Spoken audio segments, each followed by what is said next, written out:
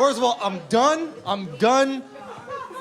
done challenging myself. I'm over it. That shit is stupid. You know when you're young and they tell you, oh, you gotta face your fears? No, your fears are there to help you. The fears are good, okay? I have a fear of heights. That's a good thing. When I look over a side of a building, right, I'm not supposed to go, that looks beautiful.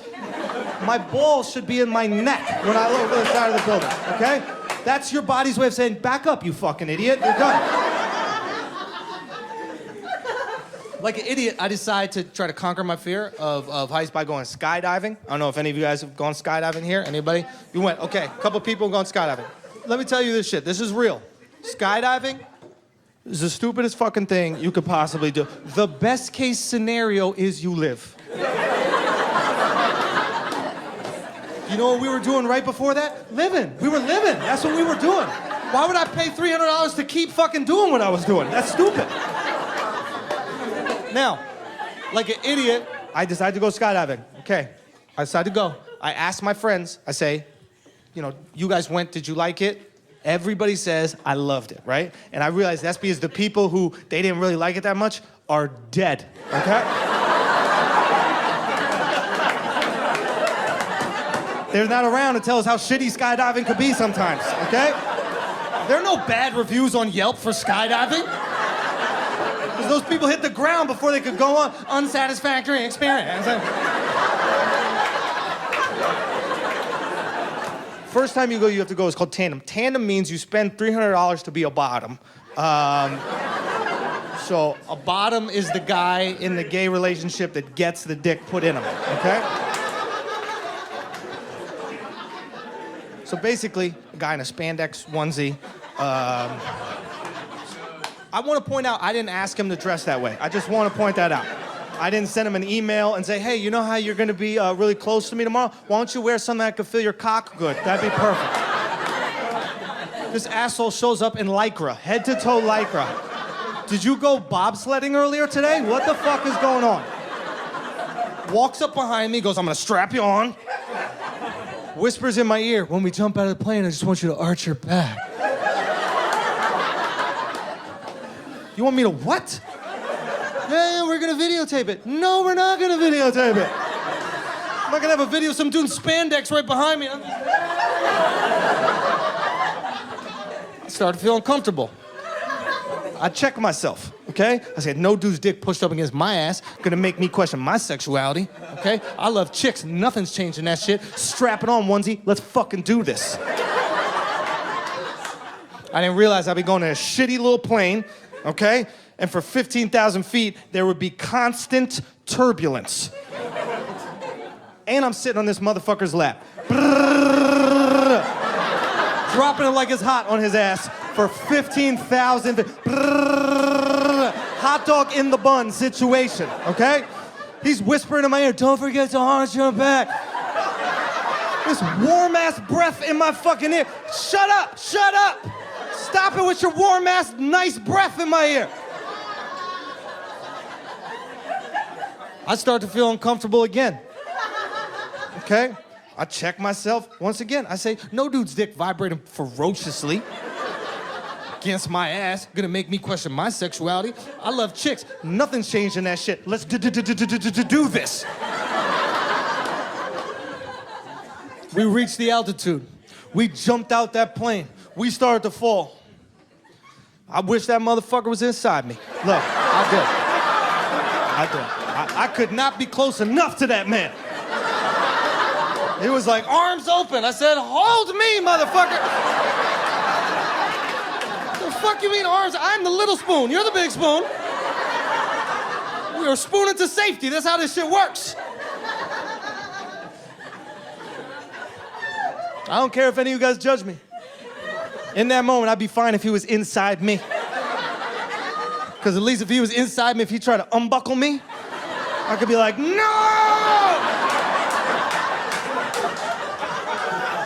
You're not going nowhere, buddy. I've been doing ass kegels for a month to prepare for this. You know what I mean? It's like, I went skydiving once. Have you ever done that? No, Envy has. I have, yeah. Okay, I hated it. Mm-hmm. You know, like, What did you hate about it? Because I hated going up. I hate the thought of jumping But out of a plane. when you jumped I out hate and you're watching on flying, YouTube the people I that enjoyed died. that part. But the whole going up part, I didn't like. Because it was terrifying the entire time. Like, okay, I You're got jumping out in of a there. plane. Yeah, in the beginning it's a plane ride. Then the door opens. Yep. And you realize you're expected to jump out. And I'm strapped to a guy that I've never met before. And I didn't see the chute pack. And oh my God, I have kids. And all this stuff you're thinking as you edge up to the door. Next thing you know, you're just in the sky. There's no logical reason to be there. There's no, my life didn't depend on it. And yet I jumped out of this plane and you're just falling. And everyone says it feels like flying. But to me, it felt like falling at about 120 miles an hour. And I was terrified. So what did you get out of the situation other than being terrified? Well, the point is when the chute lands and you survive it, you go home at night, you eat dinner, food tastes better. House is quiet and still, and you feel comfortable and safe in your house. You're like, man, I'm glad to be home. Everything's good. So that's what it felt like. It felt like coming back and doing this Netflix special and all that. Felt like my chute opened and everything's just good right now. See, I don't got to do all that to get that feeling. I'm black in America. All I got to do is just drive through the neighborhood that I live in and make it home without being stopped, and I feel the exact All right, well, same I way. live in a much nicer neighborhood, obviously. Let's get I was kidding. I mean, we're all black. You know what I mean? Like, I know what you mean, but it's not like I'm going to try to survive a traffic stop just to get that feeling. I mean, it's like, it's the black experience, but I did it. I don't know why I did it, but the point is that now I'm happy to be doing what I'm doing. Would you do it again? What, quit my show? No. Skydive. Oh, skydive? No, I don't think I would, man. I mean, like, I get it. I know what it's about. You know what I mean? I just think that, it's just one of those things. I didn't even mean to do it the first time. It's a long story. I told you that you're running far enough from all of our tainted trust. It's only after hours that we've got love, but that's lust. 'Cause when the dark gets colder. All right, jumping out of a plane. Hey, Bill, where are you at on jumping out of a plane? If you're a chicken shit American, I'm a Brit, how much money would it take you to jump? I got a bet with my mate that you hate heights and it'd take $500,000 US. Don't change your answer to be contrary to what I just guessed. Keep it fair, good sir. Thanks. Ah, Jesus. Another arrogant Brit. These guys think they're fucking geniuses. I've already done it, you fucking idiot, and I paid someone to do it. I went to, in Pepperell, Massachusetts when I was 19 years old. And I didn't do a tandem jump either. I did a static line jump. I've told this story on the podcast, sir. If you're a little bit more up on it. And also, I have a pilot's license. I fly helicopters. So if I was afraid of heights, I'm afraid of heights. Look, if I don't have a parachute on my back and I'm not in a vehicle that's designed to fly, then yes, I'm afraid of heights. Like, I don't like, like if you, like one time I watched a YouTube video and they just showed these guys that had to climb up to the top of this fucking building and then, no, not climb to the, well, they took the elevator. Who's getting hooked? They were on the roof and it was already on the fucking roof. This building was so fucking high up. And the wind up there must be ridiculous. I would literally just lay down in the fetal position and crawl back to the fucking door that leads to the stairwell, reach up to the handle, and fucking go back down. But this dude then climbs the fucking the radio tower or whatever. And it just keeps getting higher and higher and higher. And the tower gets smaller and smaller and smaller. And he's hooking and unhooking his safety line. I literally, I couldn't, obviously the guy lived because it's his GoPro on his helmet. And I've never been so fucking unsettled watching something in my life. Okay? Then I would hate heights. But I think at that point, everybody hates heights. But, Yeah, when I was 19 years old, I went to this place in Pepperell, Massachusetts, which I don't think exists anymore. There might still be an airport there. And they had a school, and I did the static line jump. If you've ever seen that movie Fandango, one of Kevin Costner's earlier ones, where the dude from Breakfast Club, Judd Nelson, his character jumps out. That's exactly what I did. And I remember when we went up, the command was sit in the door, get out, and then he slapped you on the shoulder and said, go. And I remember when he said sit in the door, I thought he was saying close the door. So I was reaching up. I'm sitting down, reaching up, trying to close the door. And he had this big smile on his face like he thought I was chickening out. I feel like I just told this story on the podcast. And then I finally realized he was saying sit in the door. So you sit in the door, and basically it's one of those planes where the wing is above the aircraft. You know what I mean? It's on top of the aircraft as opposed to below, which actually gives you much better sight, I would think, as far as if you wanted to look down. And then there's the support that goes to the side of the plane. So, and then right above one of the landing wheels, the wheels don't retract on this plane, they had welded a little step. So you sat in the fucking door, and I forget how high we were. I want to say we were only like 1,500. We weren't that high up because your chute immediately comes out. So you sit in the door, then he goes, get out. And then what you do is you reach out and you grab that support beam from the wing and you hold onto that while one of your feet is standing on that little step thing. And then basically what you do is, I'm literally acting this out so I can remember it, is you then basically you bend your arms and you bring your chest like flush with the support beam.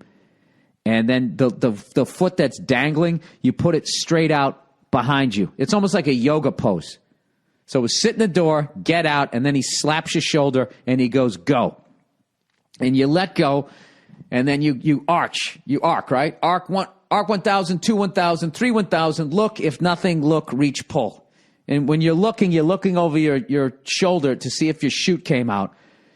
And then if nothing, you look down at the handle, reach, pull it. Because for some reason they say if you don't look down, you might be flailing. Because you're panicking because it's the first time you jumped and the chute didn't come out. Sorry, cayenne pepper. Hang on a second. So, anyways, I get out. He goes, go. I let go. And instead of arching, I don't know what I did. I just reached for something. All I know is I started doing front flips as my chute was coming out. And I felt it go by my leg, the inside of my leg. I felt it go by my leg. I felt something hit that. And I was immediately thinking, oh, my God, I'm going to roll right up in this fucking thing like, you know, when you put bacon on shrimp. And the second I had that thought, like the chute already had come out. And by the grace of God, I didn't get tangled up. I think about that sometimes, like how easily I could have fucking died. And then, boom, your chute comes out. And when your chute comes out, you don't even feel like you're falling because there's nothing going past you because you're above the tree line and all that. So you just feel like you're just sort of suspended in the air. And there was a radio, and this lady just talked you in. She'd say, pull the left toggle, and you had to pull it all the way down to your knee. Because I remember there was this big girl in the class, and she couldn't get it around her hips, and she landed across the street in a pile of loom and dislocated her knee. I remember that before, and then I went up after her, and I was just like, fuck. And then they have this ridiculous, you know, when you get to the tree line, you suddenly realize how fast you're falling. I think it was like 17 feet per second or maybe 11 feet. I can't remember, but it was really fast. It was like basically, you know, jumping off of a basketball rim, like how fast you'd come down. It had to be a little bit slower, right? No, because you're not reaching terminal velocity. I don't fucking know. So all I know is when you hit the ground, what you were supposed to do was look straight ahead. Because for some reason, if you look down at your feet, what you were going to do, they were worried you'd pick your feet up too quickly and somehow break your legs. So what you had to do is look straight ahead, and right as you hit the ground, you're supposed to do this little fucking like collapse down, and then this big ridiculous bring both your legs straight up in the air and then over to your side. I don't know why. I doubt that they still have people do that. And I did what everybody else did, is I came down, and the second my feet hit the ground, I did a face plant right into the grass. And my buddy grabbed the mic from the person and called me a dickhead, something like that. What a dickhead or something in the radio. So yeah, there you go. So I did it. And what are you basing chicken shit American on? Huh? All you tough guys over there with your fish and chips. Have you done it yet? 500 US. There's nothing you can. If I don't want to do something, I wouldn't do it. There's not money that you can give me. I know he goes, oh, give me a fucking break. No, I'm making great money. I got enough money. I'm good. To take my life in my fucking hands? No. That's one of those things. No, when I was back working at the warehouse, I mean, granted, I pay somebody. When I was working in a fucking warehouse,